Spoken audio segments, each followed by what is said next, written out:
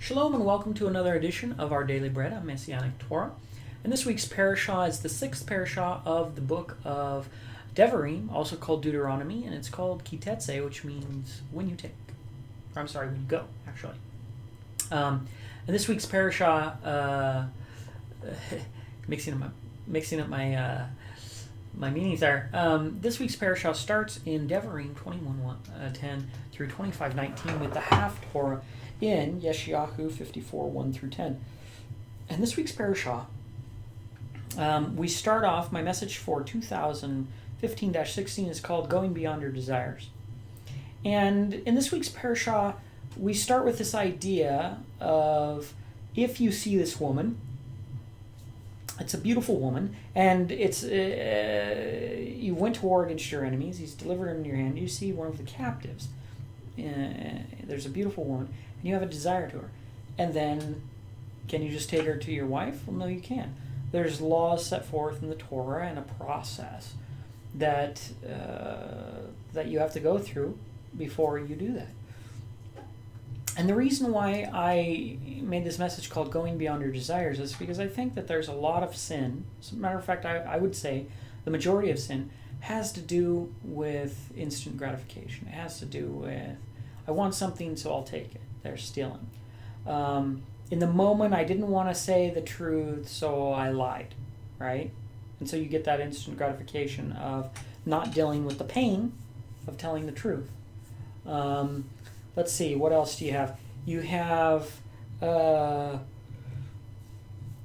adultery, right? Oh, I see this person. Well, it's another man's wife, right? See, there in between your desire should have come the judgment decision, which was, yeah, but she's another man's wife and I can't lay with her.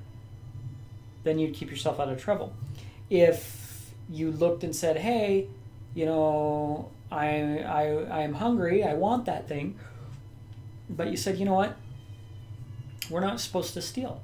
Oh, well, then I guess, you know, you have to shut down your own desire. If you say, oh, I want to do something, and it's not the right time for it, again, there's a pause, and that you alter your judgment based on the intersection of the Torah and the interjection of the Torah, and that's where judgment comes. So a lot of people, they, you know, in our society, it's there's a lacking of judgment, because between the desire that you have and fulfilling that desire is, you know, it's brought down to almost nothing. So, you know, whatever you want dinner, throw it in the microwave for 30 seconds. Even that for some people is too long. And you got dinner. You want to get rich, right? There's all the get rich quick schemes. You know, oh hey, you know, you make six figures in 30 days. Oh, that sounds great. Sign me up. I want to do that. Very few people are trying to build it and be consistent. Even, you know, when we look at how people understand talent, a lot of times you see on some of these talent shows, there'll be somebody who does an audition and they'll be like, oh my gosh, you're born to do this. You're born to sing. You're born to do this. Oh, you're a natural. That to me always irritates me because it discounts the work that they've put in to get themselves to this level. They might have been singing for 10 years. And someone to come up and go, oh, well, look, you're a natural. Because in their mind, they want to say, oh, well, this just, you probably just started singing the other day, but you're so natural at it that you're just so good that you didn't have to do the work. I just disagree with that whole way of thinking. I think that, you know, the keys to success, it's work. Yeah, right? It's consistency. It's all these things. It's just like the Torah.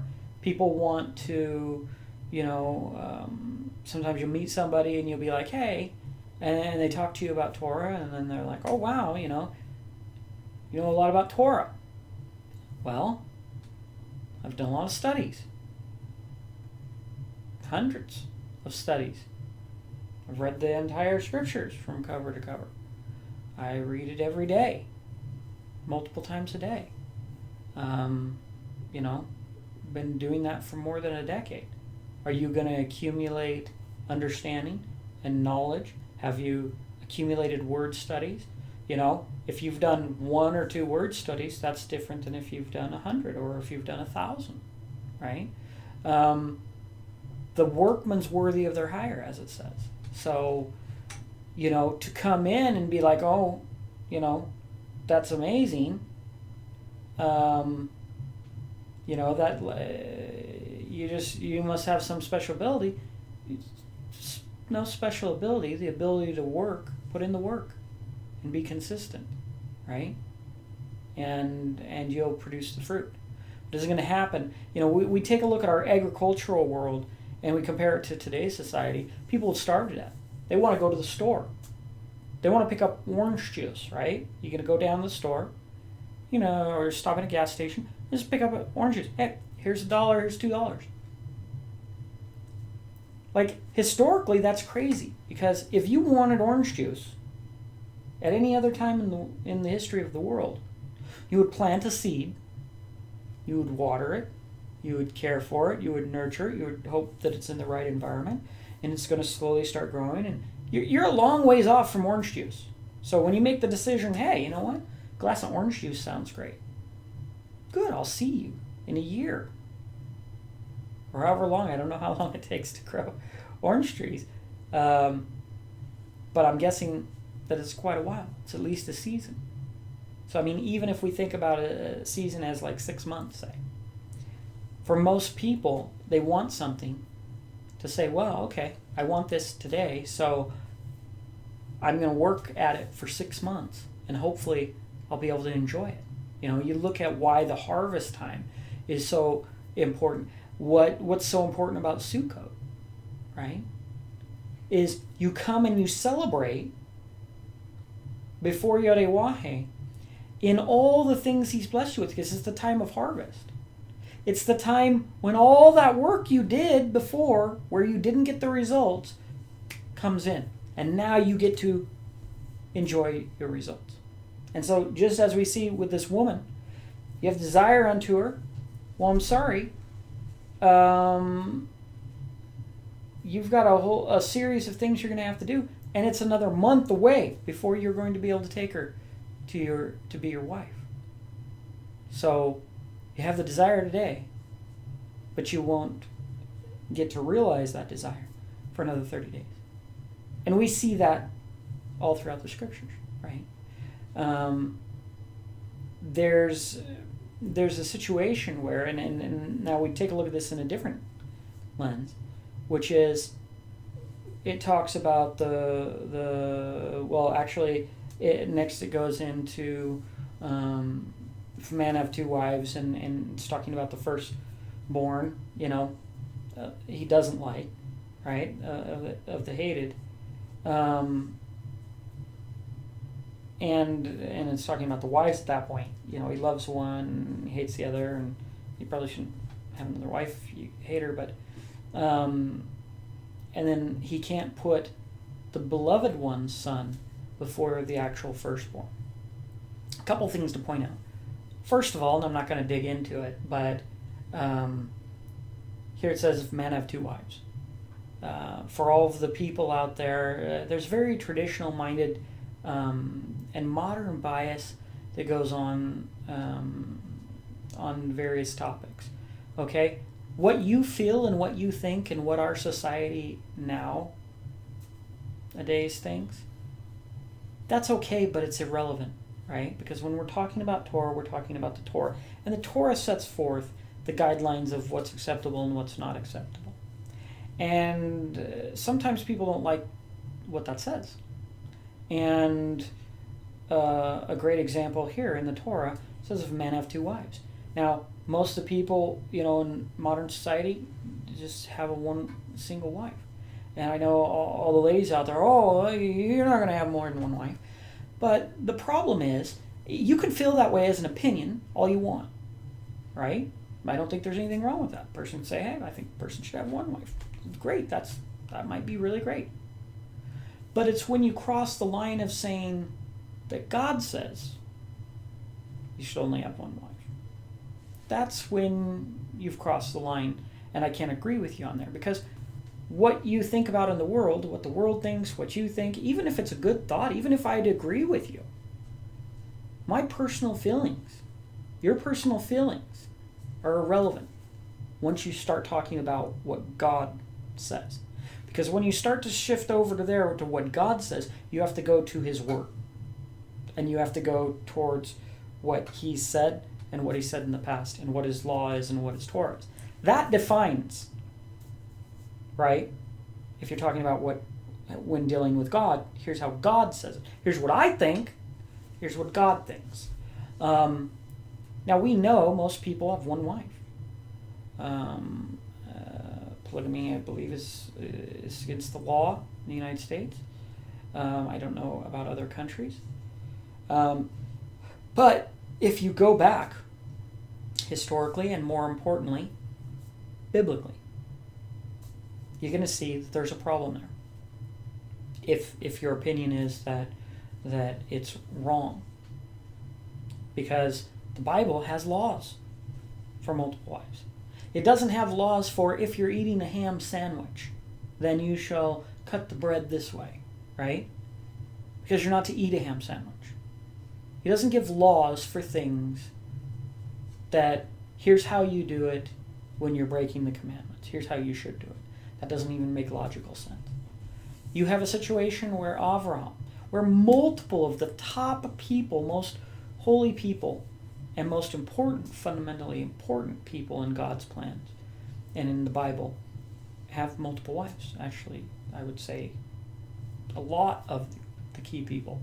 So I've gotten this conversation before, and I'm just taking this because we're addressing it, because here's another point here in Deuteronomy 21:15, where here's the laws about how you deal with that. I mean, the kingdom, right? Israel, the promised land, the chosen people of Israel, made up of 4 wives. Okay? You don't have those 4 wives, you're not going to have the 12 sons and the 12 tribes and the allotment, the promised land, right? The promised people, Israel, made up of 12 tribes. The promised land broken up into 12 territories. Like, you're going to have to throw away everything, right? The new kingdom, 12 gates. Each gate for one of the 12 tribes. Okay? And I've heard people say it, oh, well, he just allowed that. Even though it was wrong. Even though it was a sin or something like that. I've heard all kinds of stupid arguments of it. I'm sorry. So you're telling me that he builds his holy kingdom and the gates to his holy kingdom. Right? A set-apart place. The high goal everybody's trying to get into. That he built that. You know, he had original plan for one gate. But then he had to rebuild it. Because people sinned. And he rebuilt it according to people's sin. He designed that. That makes no logical sense. I can't. Right? I'd love if someone could convince me logically, biblically, how that makes sense. But I don't think, I haven't heard it yet. So a person could say, hey, I prefer this, or I prefer just to do this, or, hey, that's fine. The commandment doesn't command you that you have to have multiple wives. But it's when people go and say, well, it's a sin, right? It's a violation of the Torah to have multiple wives. That's not exactly true. For a couple people, right, it is true, right? High priest is supposed to have one wife, a virgin, right? There's people, even as we learned, I believe in last week's Parashat, when it talks about the kings, it says, he shall not multiply himself to himself wives. Okay? And depending on how you interpret, that could be beyond a certain number. Some would say that means only one wife, but I don't know that that's the correct interpretation of that.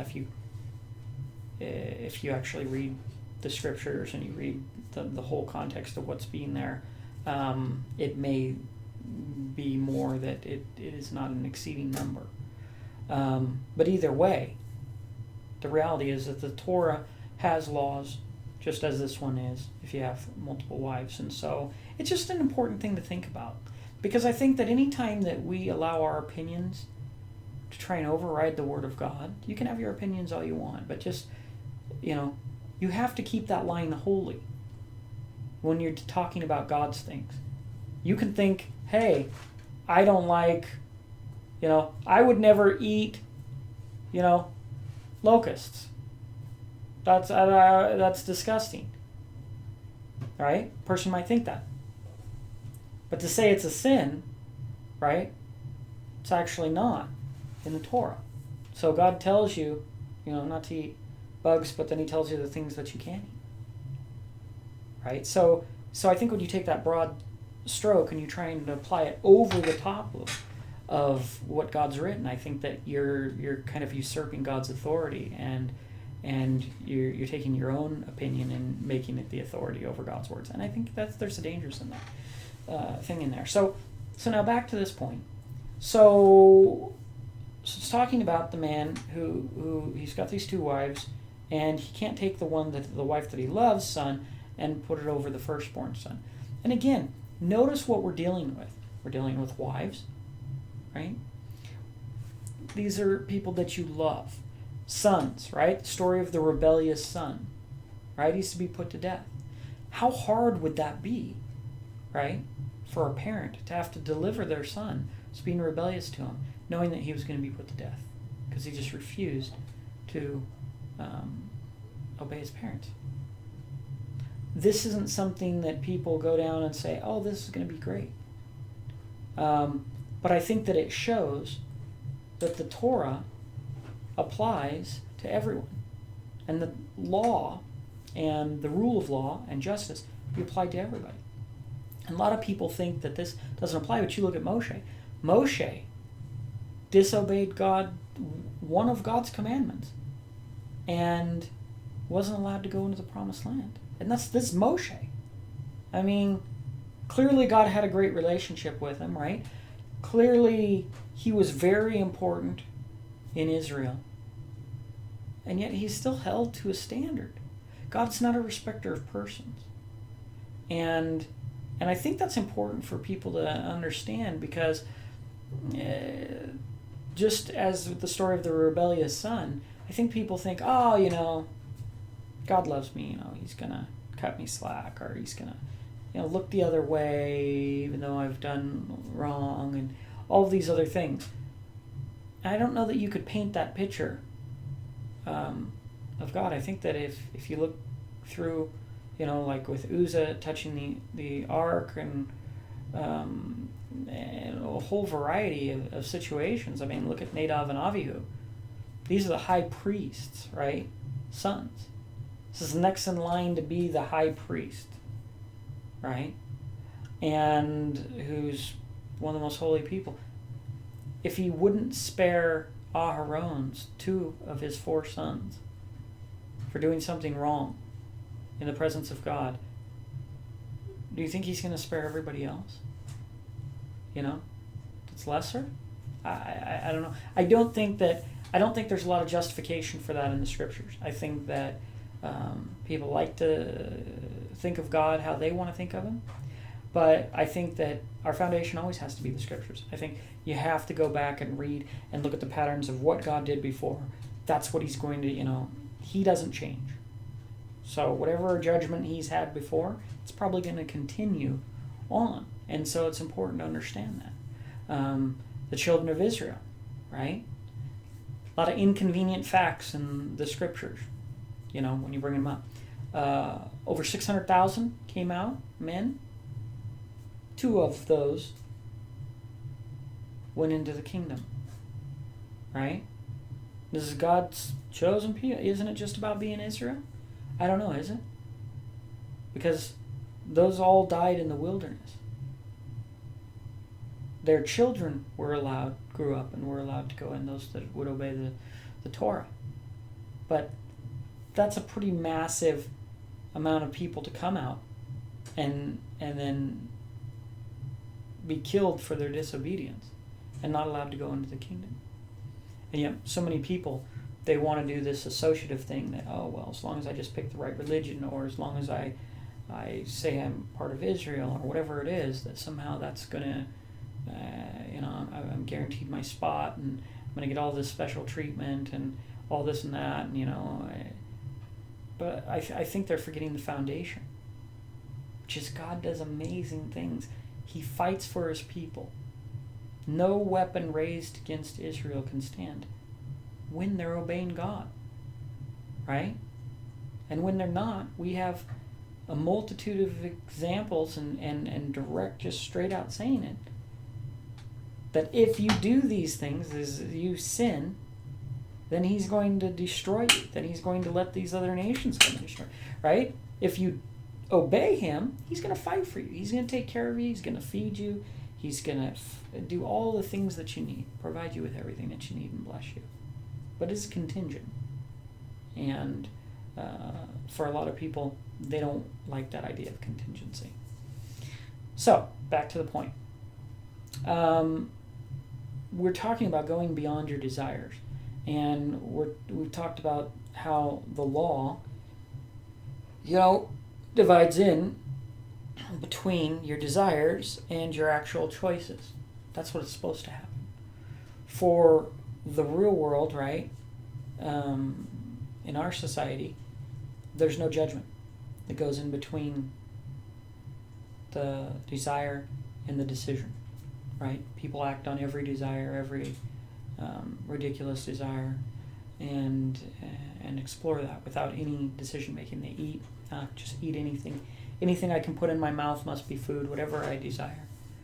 And the whole concept of observing it and is it kosher and all that. There's no thought there. And so if you're going to follow the Torah, it teaches us that we have to learn to inject judgment before we make choices. So next we're going to learn about respecting boundaries. So in this week's Parashat, we have a lot of boundaries that are covered. We have the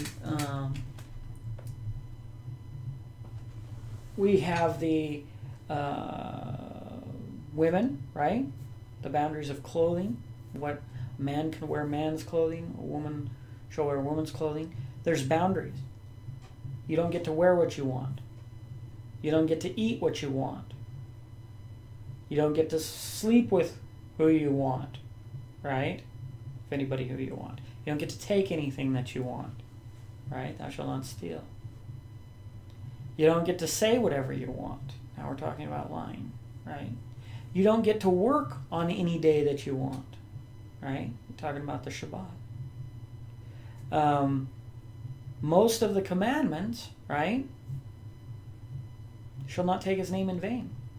Now, a lot of people might interpret that differently, but his name is authority in Hebrew, same thing.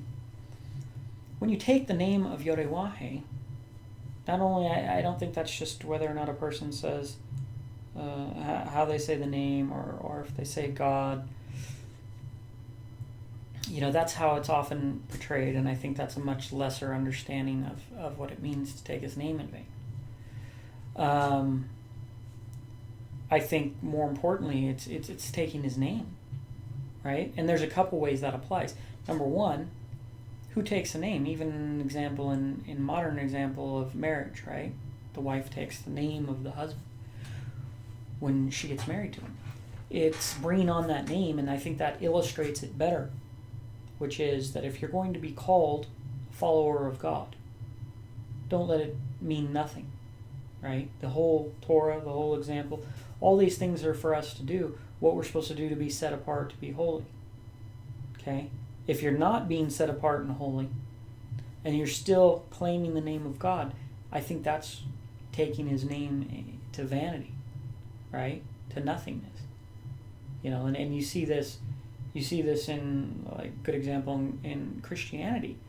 There's a lot of people who, enormous amount of people, because it's a large religion, identify themselves as a Christian. There are all kinds of people. What does it mean to be a Christian, right? If the core of their belief is to be a follower of Jesus, right, then that has to be defined. what's it mean then to follow Jesus? I have my personal thoughts, but even if you look at it from a kind of a standard Christian viewpoint, what you'll see is that, they talk about, oh, that wasn't very Christian-like or this and that. But a lot of it's just made up in their head of, okay, what do I think it means to be a Christian? Well, they might be ripping people off and doing all this stuff. I always tell the story, funny story of I was driving on the freeway and going along and driving, and most people, they're speeding. I tend to not speed. I try and stay within the speed limit. But since other people are going 10 and 20 miles an hour over the speed limit, they think you're slow when you're actually obeying the law.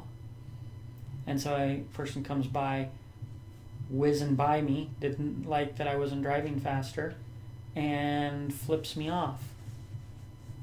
And then cuts in front of me. And I'm thinking, okay.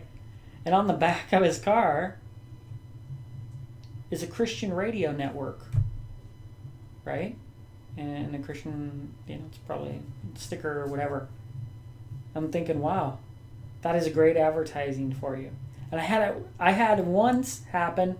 It was actually a car with the wrap, right, the advertising of a church, pretty big church, So it's like they're advertising for this church, whatever it is, Holy Bible Church, whatever, right? It's got the whole advertising on the thing. And they're driving by you pissed off or flipping you off or doing all this. And I'm thinking, do you remember that you're advertising for your church and you're being a jerk? But this takes us to this point of what does it mean? Where's the value? What's the substance mean? If you say, I'm a Christian, or you say, oh, I go to this church, and then if you say, well, I go to this church, and then you're a total jerk, or you're a weirdo or a criminal or whatever, what's that say? Right? What shame does that bring upon the name that you're representing? Because it does. And so I think that's where we see this idea of the name, right? Taking his name in vain. I think we see those kind of concepts where it's like, okay, well, don't mean it. The Torah tells us if we live by the Torah, we're not going to take his name in vain, right? If we do all of those things, it's going to show a good representative. Just like with Messiah, he says, if you've seen me, you've seen the Father, right? He's a representative. He's living the Torah. The Torah represents the Father. When you live the Torah, then that's how you become a son, right? A son of Elohim. Because you become like your Father. And then people can see the Father in you, right?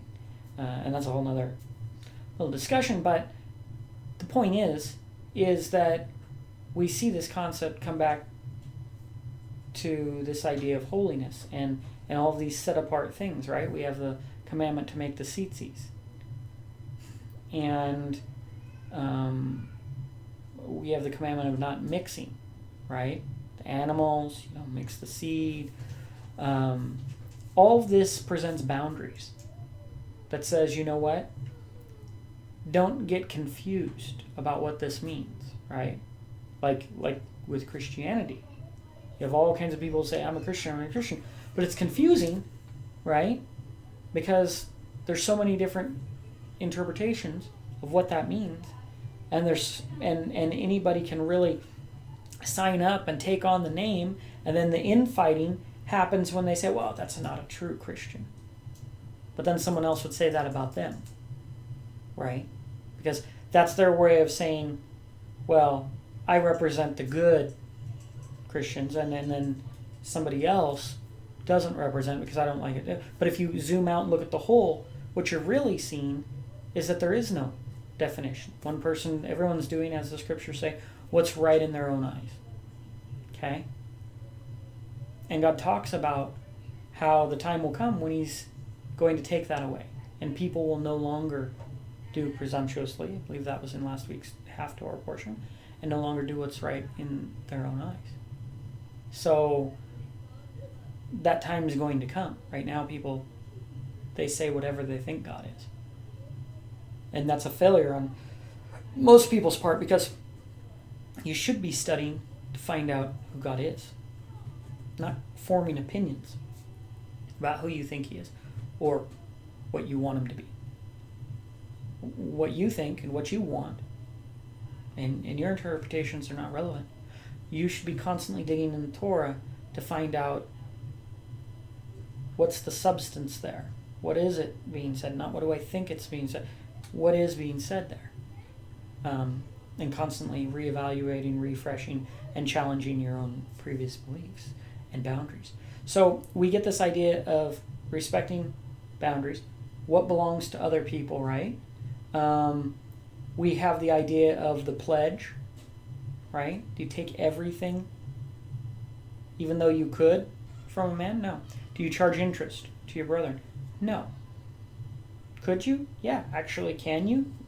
Legally with the Torah to somebody else? Yes. To your brothers? No. If you see their animal has fallen, then you help them out. If you're in a field in the reverse side and you're hungry, you can eat. You can't take it with you. You can't pull out a sickle and start harvesting. But if you're hungry, you can eat in another man's field. And a great example of that is on the backside, is that they could protest that and say, wait, what are you doing? Why are you eating? That's my stuff. If your brother is hungry and is in your field where you have plenty and he's hungry, would you not feed him? If you were hungry, would you not want to be filled? Because who created the field? Who made the grow? YHWH, right? You can plant and you can water, but it says it's YHWH that gives the increase. Now he's giving that increase to you, right? And it's measured some 10-fold, some 30-fold, some 100-fold. He's deciding what your increase will be and the abundance that you're going to get. You didn't necessarily earn it of your own, because there's people who plant and water and they're not going to get the same increase. As it said, God gives the power to get wealth, not by the might of your own hand. You do your part, and you're required to do your part. But the ultimate blessing that comes out of that comes from God. Because you can do your part and not receive the blessing, or you can do your part and receive a little blessing, or you can do your part and receive a huge blessing. God makes rich and God makes poor. He gives life and he takes it away. So before you start to go, hey, wait a minute, this is all mine. The increase of the field, that's a blessing from God. And if you've been blessed, the message here is you share that blessing with others. We also get that in another section, right? With the corners of the field. If you forget a sheaf in the field, you don't go back and take everything. The idea of corners of the field is that whenever you have an increase, you take a little bit of that and you give it to the poor, the widows, and the fatherless. Right? So we have this idea built in that we don't consume it all. It's not all ours. It's a blessing. We're thankful for it. And we share it. And we bless others with that.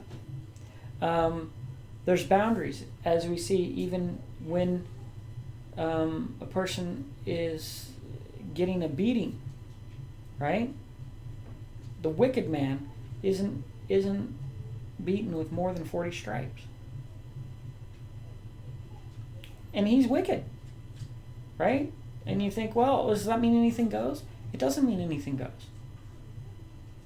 Right? There's boundaries that you have to respect. There's boundaries when you find a woman that you desire. There's boundaries you have to respect. You're hungry, you want to eat food, but there's boundaries you have to respect. Right? You see a beautiful woman, wait, she's married to another man. There's boundaries you have to respect. Okay? We have to respect the boundaries that God puts upon us. Oh, you're hungry, you're in the field, you can eat. That doesn't mean you can start to load up bags and take it with you. There's boundaries, even in your blessings. Same with the man whose field it is. That's your field, and God has blessed you, but there's boundaries in your ownership, right? Because you should be obeying the Torah and allow, if someone else is there, they can eat if your brother comes into your field. So all this stuff, right, goes into this idea that he says, you have just weights and measures. And God sets those weights and measures, not you. You can have an opinion and go, wow, I would have set this different than God. I think this should be X, Y, Z. I don't think you should marry any woman of war. But it's not your Torah, right? So your job is to learn the boundaries of God, not to create your own boundaries or to move the boundaries, right? And that gets into moving the ancient landmarks that God has set and established. You can't move them. And the last thing that we learned here is what can be joined.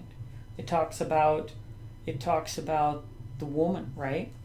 Who, the man sleeps with her. What are the punishments if she was betrothed? What are the punishments if she's in the field or in the city, right? There's laws surrounding the seeds, what can be joined. The garments, right? Can you do wool and linen together? Can it be joined? The ox and the donkey, can they, plow together? Like all these different things. Even the case for the brother who dies, right? Will he raise up seed and marry his brother's wife? Right? There's even times when that would be on reverse, inappropriate when he's alive. But when he's dead, it then becomes a requirement and something that a person should do. Right? So that just goes to show us there's all these boundaries and all these things. And it has less to do with whether or not, just like in the example of the brother's wife duty, the guy is allowed, though, he said, if he desires not to take her, he can do that. Now, he's going to be called something by the man whose shoes loosed by the children of Israel after that point, because he wasn't willing to raise up. But the Torah allows for it. Because if it wasn't allowed at all, then it would say that it's not allowed, or it would give the penalty. Maybe the person would have been put to death if he didn't do it. I mean, ultimately we can make our choices. But this is important to notate that the Torah shows us. It shows us the boundaries. It shows us, okay, here's what, in that case, here's what you should do. But it allows for, if you don't do that, you can do that, but this is what's going to happen if you don't do that. Right? Other things, it just flat out tells you, you shall not plow with an ox and a donkey. It doesn't say, well, you should plow with 2 oxen, but if you decide to use a donkey, you're going to have X, Y. No, that in that case, it tells you no. You don't do that at all. So it's important for us to get beyond our desires. We have to build a separation between our choices and our desires. And in that space is where we allow the Torah to grow. And you have to study the Torah so that it becomes strong in there. And then once you do that and you've got a desire, and then you filter it through the Torah to see what the appropriate choice is, and you make your decision on the other side of that filter based on your filtering, that is how you become righteous. That's how you live righteously. Okay? For a lot of people, they don't have the filter because they haven't even studied yet. So they're currently living from desire to choice. And then they hear that some of those things might not be right, but if they don't have a lot of information in there, they're still going to be doing that. And that goes back full circle to what we were saying about what's it mean to be a Christian or a Messianic or a Jew or any of these other things that a person can be. But when it comes to religion, it has to mean something. What does that inner part mean? What does that judgment mean? What is the difference? You'll see even among Christian churches, they'll say, how are we any different than, the non-believers? So there's a classification of non-believer, but what is it that separates them? Because if they say all it is, well, they didn't accept Jesus into their heart, well, that's a very narrow, right? Because then the child molester can say, well, I accept Jesus in my heart and still be a wicked person. Like, there has to be more than that. And since people often don't hold any sense of accountability there, and also many of them are lacking the law, which is the definitions of that, what fills in the gap there. If you take that away and you just call it this belief in Jesus, then you've got a problem, because then you can look at all of the actions, right? You'll know a tree by its fruit. Well, if you look and say, well, the fruit isn't as important, and as long as it's called a certain tree, then we're just going around calling an apple tree a cherry tree, and it doesn't really matter the fruit.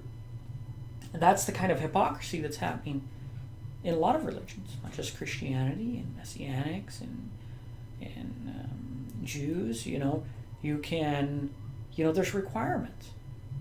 A person could say, I'm a Jew, but if your actions, right, if you say, well, I'm one of the tribes of Israel or chosen of God, well, then your actions have to line up with that. And if they don't, then your word and your title doesn't mean very much.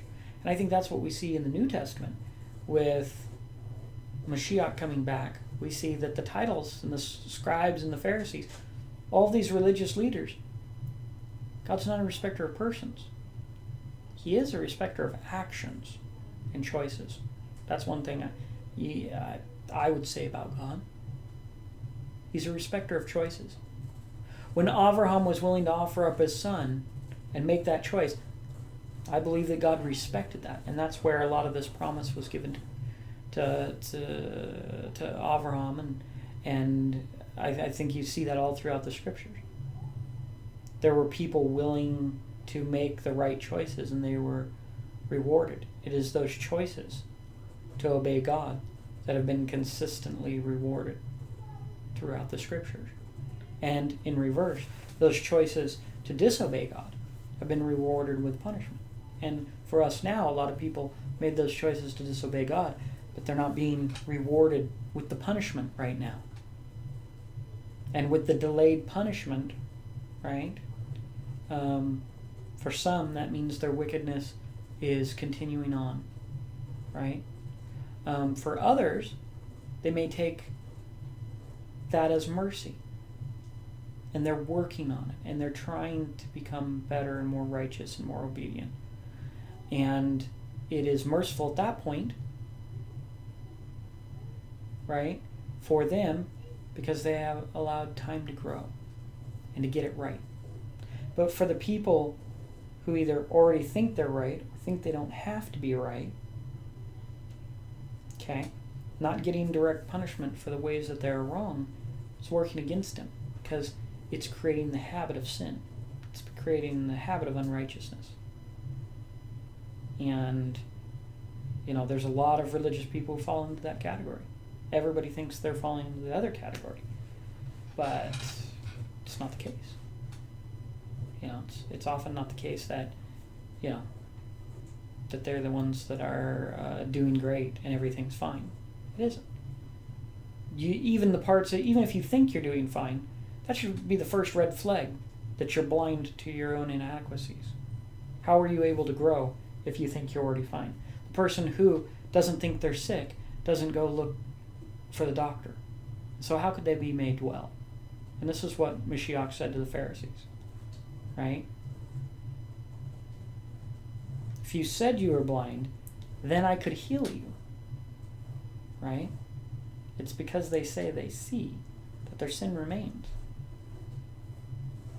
right? So anyway, that's my message for this year. I hope that it was a blessing to you.